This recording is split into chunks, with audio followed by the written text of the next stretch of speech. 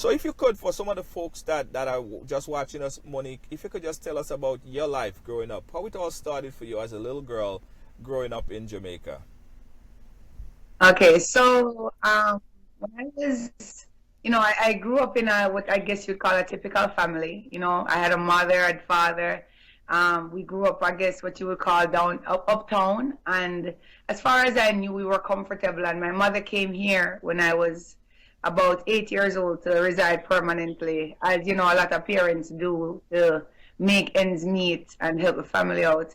And my mother left me with my father, which I guess you would say is not unusual. Who would you leave your child with if not the other parent? And when I got to about 12 years old, everything just started to change. He started isolating me from my sister. His words started to change. I didn't feel like his child anymore. I started to feel like almost like he was prepping me to become my next mother, or to take the place of my mother. That's how it started feeling. And the slipping of the tongue down the throat, the grabbing of the thighs, and it was dismissed as nothing really, nothing big. And we had a live-in help, and when she found out, because it got to the point where I just couldn't take it anymore, and I wrote a letter to reveal to her what was going on. And she just told me to have some mercy on him. Every time I would tell her, she would just tell me to have mercy. But I didn't know that they were in a sexual relationship. And so Who was in this a thing sexual, continued for your father and the help in the house was involved in a sexual relationship? yes, they were. But at the time, I was ignorant. I wasn't aware that that was going on. Right. So, she finds out and she's telling me, give him a chance, give him a chance. I'm like, this man prepped me so well, because the grooming started well before I realized. He would allow me to talk to my teachers anyhow. He would allow me to talk to the, adults anywhere, anyhow. He would not really correct us. And, beyond my view, my little child view, I didn't realize that this was a part of his plan to make me look so bad that when I came out, either people wouldn't believe me, or I would be so in love with him that, I would just go along with it. And when I started to let him know that I was going to tell my mom, he would threaten me, because my mom was here and she couldn't travel. Right. Like so many other people that come here for a better life. And he let me know that he would come here and shoot my mom, because he was a sergeant, a corporal at the time. And he let me know that, he would come back, shoot us, then shoot himself. Nothing would come of it. That there's nobody to call because he is the law. And, as we know, the system back home, it's so corrupt that at 12 years old, I believed him. At 12 years old, I was aware enough to know that it's so corrupted that me calling might actually end up in my murder. So I had to be strategic because I wanted to live. I knew I had to get away from there. And I had a little sister that was 3 years younger than me. I had to protect her. She was all I had. All my life, I'd been the big sister. So now I really had to be her hero and, stand in the place so that he wouldn't touch her. And long story short, it just went on for 3 years. And when I was about 13, I decided that I was going to take away from him what he wanted, because I realized that he was after my virginity. And that's probably one of the best things I can say that I got out of it. It was the only time I was really allowed to have any power in the situation, but it was all I needed. And it empowered me so much that the following summer, 99, I came here. And after every year of coming up and not being able to tell my story to my mom out of fear, I just decided, what else do I have to lose but life itself? Why live? Why be afraid to die and be in the house dead anyway? And so I came here and I had the courage finally to tell my mom. And she told us that we had to go back home for a little while because, the way the system was set up, we could be deported back, she could be arrested, and I did my best to understand. Right. It was all confusing because I couldn't get how my mother, that I thought for sure once she heard, Yes. would certainly pry me from his hands, Yeah. would certainly pry me from his hands, but I had to come back. And for 3 months I had to figure out how I was going to survive. Right. And I they want to sent go me back. out. I want to not to cut you, but I want to go back a little bit, because I know the story is so graphic and how it all happened, and as a way to let young girls and young parents or parents understand the signs to look for.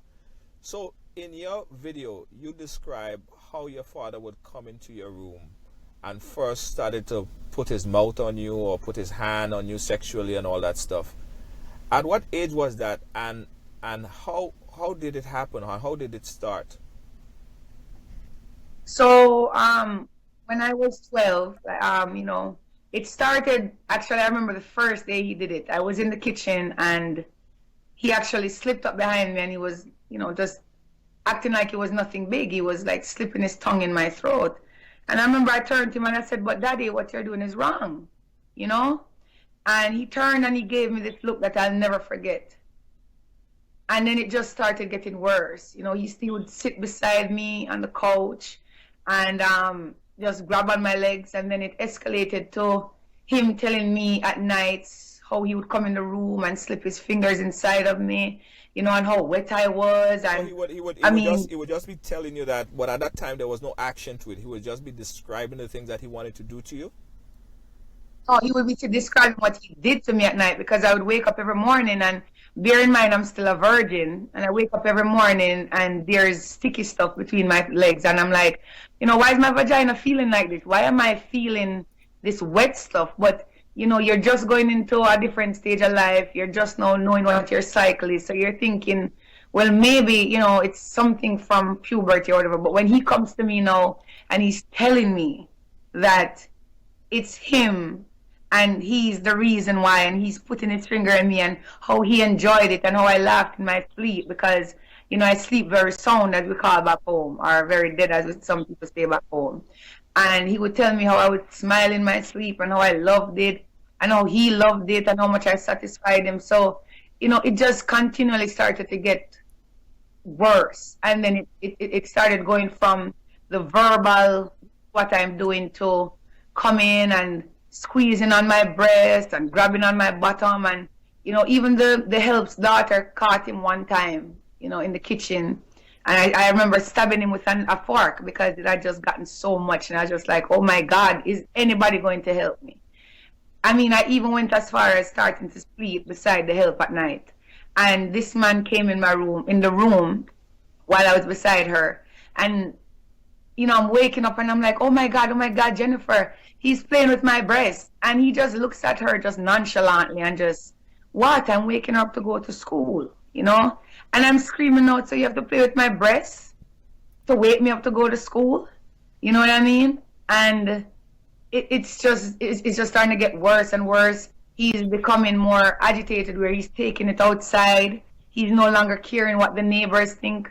There's a young man that knew me since I was practically a baby, and he was like I guess you could say a bigger brother of sorts. And I remember he used to always look out for us. He's the young man that would say, go on up, go home when you're down the street too long or, not walking fast enough to get home. And so there was no threat from this young man. And because my father wanted to separate me, he would start to tell everyone. I'm talking about people who were like grandparents, the same young man I'm telling you about. I remember I ran to that guy and I told him, can you just please come over to the house more often? And he asked me why. And I said, just come because whenever you're there, everything is okay. But I couldn't tell him because, my father is threatening me, putting gun to my head, everything, telling me he was going to kill me.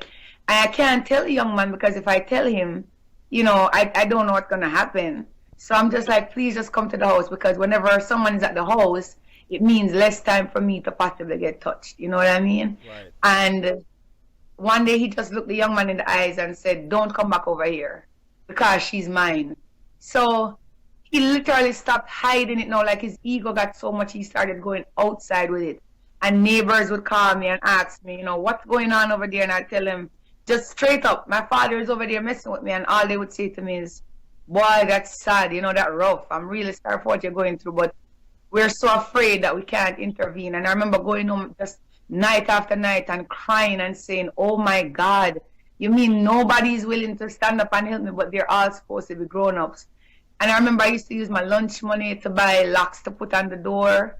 and I would come off the bus like a mile away just to have 30 extra minutes to walk home as opposed to 3, because those 30 minutes meant my other reality didn't have to start. Because when I was at school, I created a whole different reality just so I could survive, and not really go crazy. I had to convince myself that, okay, that doesn't really happen. I'm at school now and only school exists now. But sadly, you have to get home. Yeah. And getting home a half hour early would mean I'd be getting my backside bust. And it was worth it. I didn't care, because me getting him upset mean that possibly that night I wasn't going to get as violated as many other nights. So it was a really rough time. Your father really, at that point, he didn't care, because he was the law. He was a police officer. He was a corporal.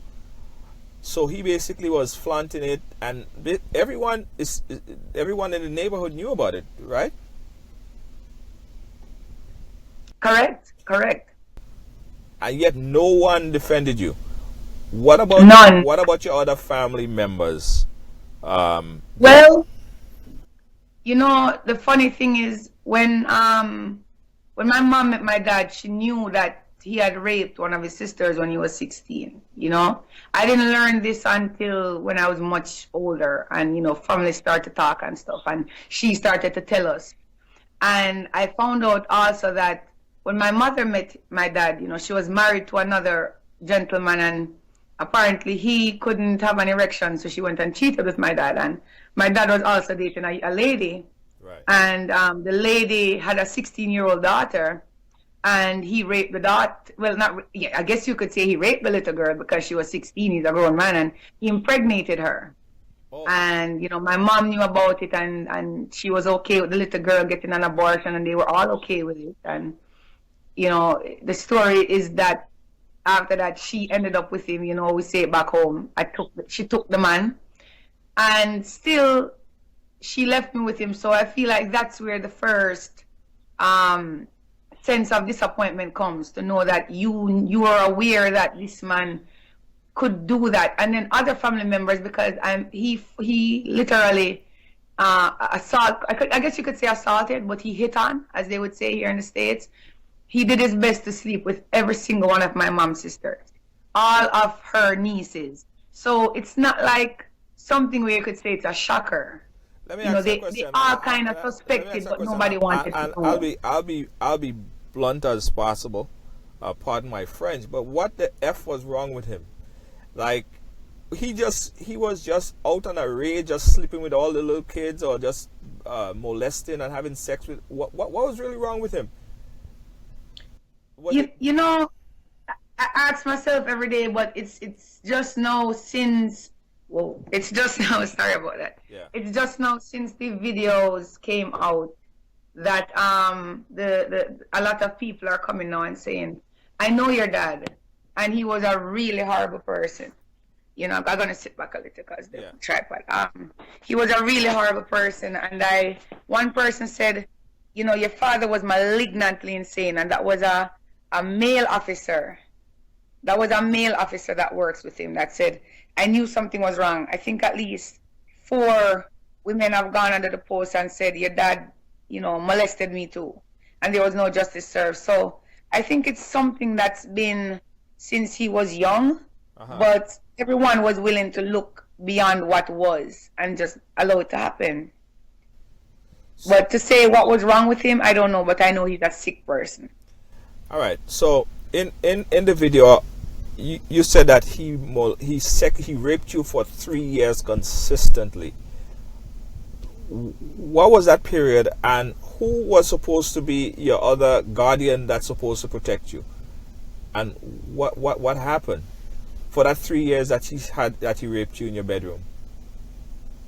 Well, like the living help, as I said, was my first line of guardianship, and there was nothing she was doing that was going to help the situation except keep telling me every day he needs psychiatric help. Then there was another lady named Sister Campbell. I know her as Odessa Campbell, and I actually loved her more than I loved my mom, because I'd never seen kindness from my mom, but I looked up to this lady because I knew her since I was small, and she was always there for me. And I went to her one day after church, I said, Sister Campbell, I need to tell you something. My father is messing with me at night. And she just carelessly looked at me and said, you're rude, you're a bad child. Why would you say that about your father? You're such a bad girl. And that was it. It was never discussed again. Nobody talked about it. The whispers went around the church, but nothing came of it. Like the dean at school, I remember when I was leaving, she called me one day and said, well, I went into her office for my a CD player or a Walkman or something that she had taken from me. And, when I walked into her office, she too said, I'm so happy that you're leaving because I knew something was wrong. Because every time your dad came to the school, because I was crying out so much for help that I would go to school and get suspended every Monday and Thursday from being in a fight. Because I just wanted somebody to ask me what was going on. And, she'd say to me, she said to me the day, I knew something was wrong because every time your dad came to school and we asked him, if everything was okay at home, he would look on the floor. And I knew something was seriously wrong. And I thought in my head, my God, you thought something was wrong and you didn't think to just call me one day and say, Monique, is everything okay? You could call a psychologist at the school. You could tell me I'm bad. You could have me kneel down in devotion to embarrass me. But you couldn't ask me if everything was okay, So everybody that was around me that I entrusted, even the neighbors, like I said, they knew me. Like they were rubbing me in the tummy, They knew me since I was not even born yet, really. And even them, when I went to them, it was just, oh my God, I'm so sorry for you, but what can I do? I don't want to die. So everybody was afraid of dying, that they allowed me to die inside and didn't care if I died in reality. Folks, we're chatting here with Monique Duran, and she's telling her story of rape by her own father. The story gets crazy, more in depth. It's a story that no one should really have to go through. All right, and the hurtful thing about it is what happened coming up, where we're gonna speak about shortly. And I'm watching the folks in the chat room, and everyone is disgusted, as I am and everybody else, by how your father reacted or what your father did. We have someone saying that he's a Lucifer human being.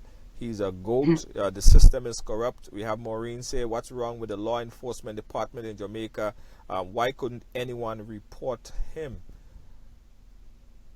Why, when you look back in hindsight on that particular time, because you're a grown adult now, when you look back at what happened there, what you think actually failed? Or how do you think that the system failed you? I mean, how didn't the system fail me is really the question, because first of all, they teach us everything they taught us everything at school except what to do in a scenario like that, and it just wasn't spoken about. And the fact that at such a young age I could believe him, that I would be the one on the end of the gun instead of him, or him in jail. There's just no system set up. There wasn't any then, and there's not much more now. There was no place for me to run to. There was no place for me to turn to. Not even school, that's supposed to be the one place that if you can't go anywhere else, you can go to school. Not even school I could turn to. So, I mean, how didn't the system fail me? It failed me in every single way, from the teacher to the doctor to the principal to the lunch person. There was no one that I felt that I could go to. So is there really a system in place? Can we even call it a system when a child has nowhere at all that they feel like can turn to? Let's talk about the relationship with your mother and your other family members around you. First, let's talk about your mother.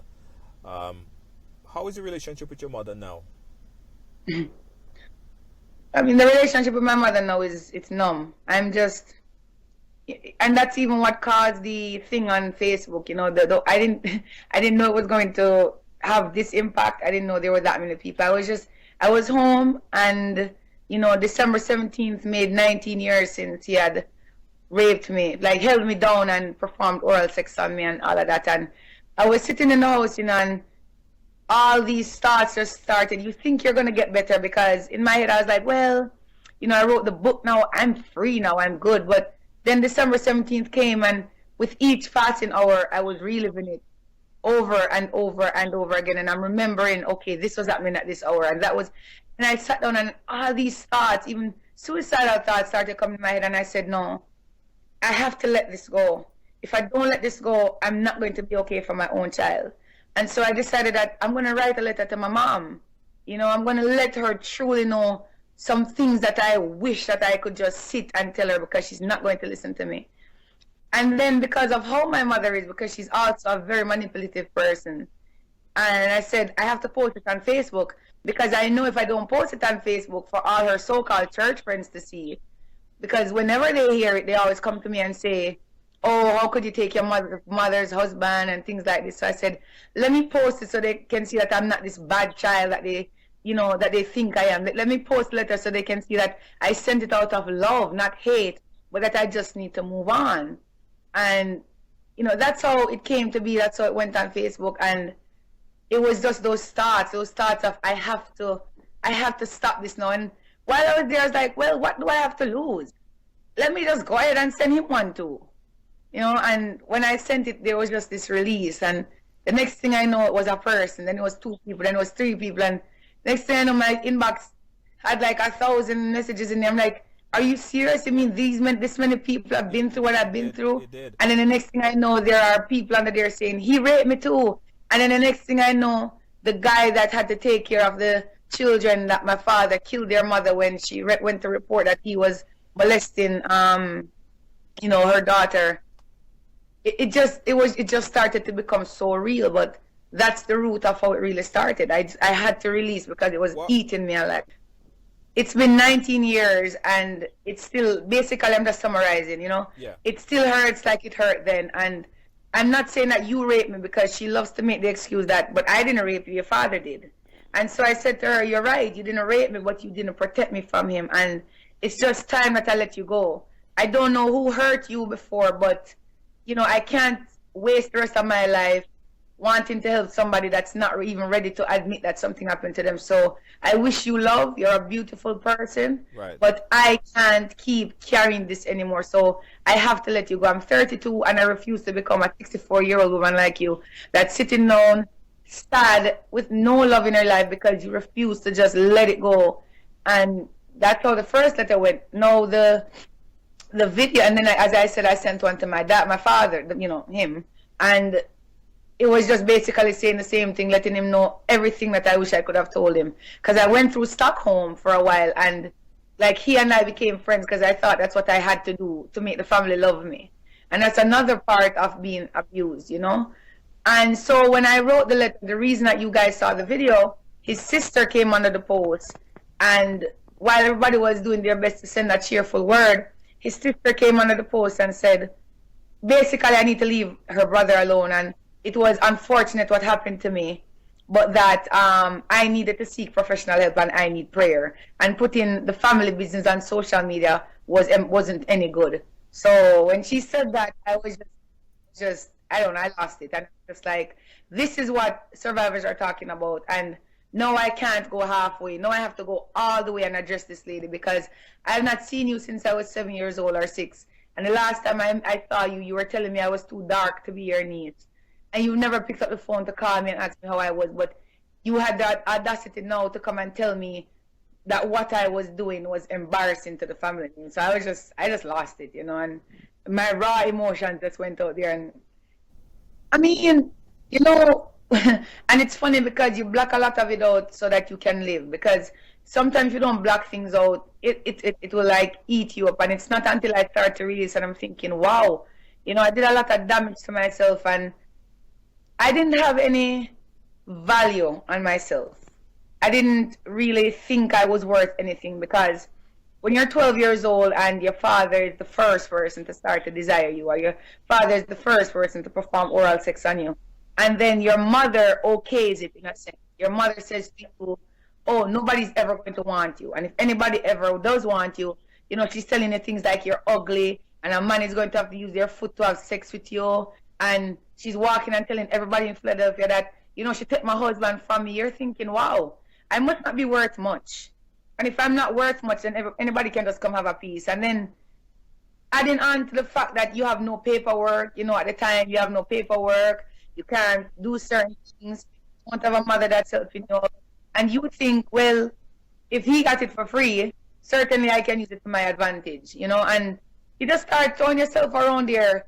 Luckily, even with all of that, I still was conscious of certain things, and I still knew about energy exchange, and I realized that there was something wrong and I needed to heal. So I didn't go as ham as I think I should have, as statistics say I should have, but there were definitely some broken nights and some broken days when I've let some people just ride along with it and just what they wanted to do, and it happens. And I thought I was alone, and I was ashamed for a long time until more people started coming out and saying, oh my God, this affected me too. I don't enjoy sex anymore, and this is happening, and I went through it, and I didn't have a value on sex. And you don't, when your father is the first person for you, you don't learn romance, you don't learn intimacy, you learn, excuse my language, just F and get it over with, because that's kind of what you have to deal with. So there's no, sex doesn't hold the value that it should.